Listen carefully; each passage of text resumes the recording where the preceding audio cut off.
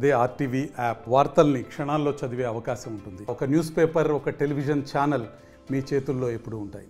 ఇప్పుడు రాష్ట్రంలో పెద్ద సమస్య జగన్మోహన్ రెడ్డి గారి హత్యలు.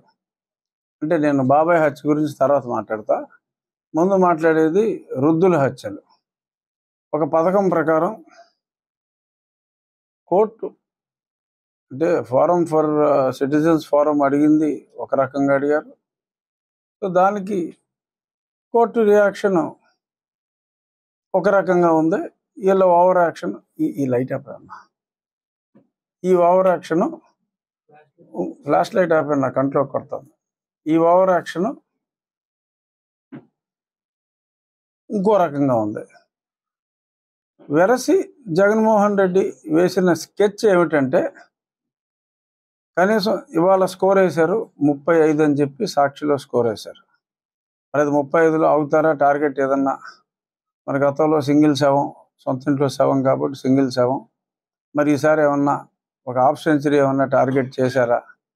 మరి కొందరినైతే చంపేస్తున్నారని కూడా అభియోగం ఉంది. మరి అది ఎంతవరకు కరెక్టో నేను చెప్పలేను. కానీ అంత సరే, సొంతంలో చంపుకున్నారంటే దానికి రాజకీయాల్లో పర్పస్ ఉన్నాయి. మరి వృద్ధులను కూడా ఈ రకంగా చంపేస్తారా అంటే మరి కావాలని చంపకపోవచ్చు, బట్ చనిపోయే విధంగా ఏదన్నా స్కెచ్ చేస్తున్నారా అన్న అనుమానాలు అయితే వస్తాయి. అంటే గతంలో ఈ పెన్షన్లు ఎప్పటి నుంచో ఉన్నాయి. ఎప్పుడైనా ఎవరైనా చనిపోయారా? మీ మీడియా వాళ్ళు అంతర్మదనం చేసుకోండి. ఎప్పుడైనా ఈ పెన్షన్ తీసుకోవడానికి వెళ్ళి ఎవరైనా చనిపోయారా? మరి ఇప్పుడే ఎందుకు చనిపోతున్నారు అనేది మనం అందరం కూడా ఆలోచించవలసిన ప్రశ్న.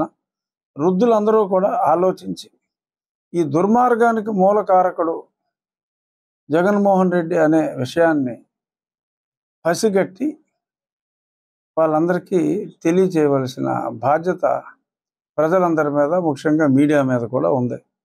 ఎందుకు ఇప్పుడే ఇన్ని మరణాలు జరుగుతున్నాయి అనేది ఆలోచించాలి. 1,25,000 మంది సెక్రటేరియల్ స్టాఫ్ ఉన్నారు. పెద్దగా పనేమీ లేదు వాళ్ళకి, ఏదో కొద్దిపాటి పని తప్ప. ఈ 1-2 తారీఖుల్లో వారు ప్రతి విలేజ్కి ఒక విలేజ్ సెక్రటేరియట్ ఉంది. ఒక విలేజ్లో ఎంతమంది ఉంటారు పెన్షన్దారులు? ఈ 10 మంది ఆ విలేజ్లో ఉన్న అడ్రస్ పట్టుకోలేరా? పట్టుకుని ఇవ్వలేరా? చీఫ్ సెక్రటరీకి ఆ మాత్రం జ్ఞానం లేదా? ఎందుకని ఈ విలేజ్ సెక్రటరీస్కి, వార్డ్ సెక్రటేరియట్లో ఉన్న వాళ్ళకి ఈ పనులు అప్పచెప్పకుండా ఈ జనాల వృద్ధుల మరణాల దిశగా ఎందుకు ప్రోత్సహిస్తున్నారు అన్న దాని మీద ఒక ఎంక్వైరీ కూడా వేయాలి. డెఫినెట్గా ఆ పదవిలో ఆ డెసిషన్ తీసుకున్న వాళ్ళు ఎవరైనా తాత్కాలికంగా ఎలాగో ఎలక్షన్ కమిషన్ రిమూవ్ చేయొచ్చు, కానీ శాశ్వతంగా కూడా వారు పదవులకి అనర్హులు అని చెప్పి మనం చెప్పొచ్చు. ఇంత మారణకాండ కేవలం ఎన్నికల్లో ముసలి వారిని మభ్యపెట్టడం కోసం ఇంత దారుణ మారణకాండ చాలా అన్యాయం. ఇటువంటి రక్తోన్మాదిని మనం రాజకీయాల నుంచి కాదు, ప్రజా జీవితం నుంచి కూడా బహిష్కరించవలసిన అవసరం ఎంతైనా ఉందన్నది విజ్ఞులైన ప్రజలు ఆలోచించాలి. ఇప్పుడు ఏప్రిల్ నెలలో ఈ ఎండలకి 35 అని వాళ్ళు స్కోర్ ఇచ్చాడు. మరి అది పక్కన పెడితే రేపు మే నెలలో, ఎందుకంటే మే 13 ఎలక్షను, సరే జూన్కి ఏమన్నా మరి జూన్ ఫస్ట్ వీక్ వర్షాలు రావచ్చు, చల్లబడవచ్చు.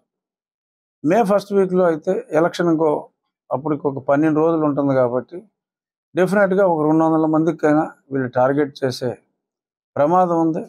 ఇప్పటికైనా చీఫ్ సెక్రటరీ ఈయనే ఉంటాడా, 4 రోజుల్లో కొత్తోడు వస్తాడా మనకు తెలియదు. ఎవడొచ్చినా చీఫ్ సెక్రటరీ బుద్ధెరిగి ఇప్పటికైనా ఆ వార్డ్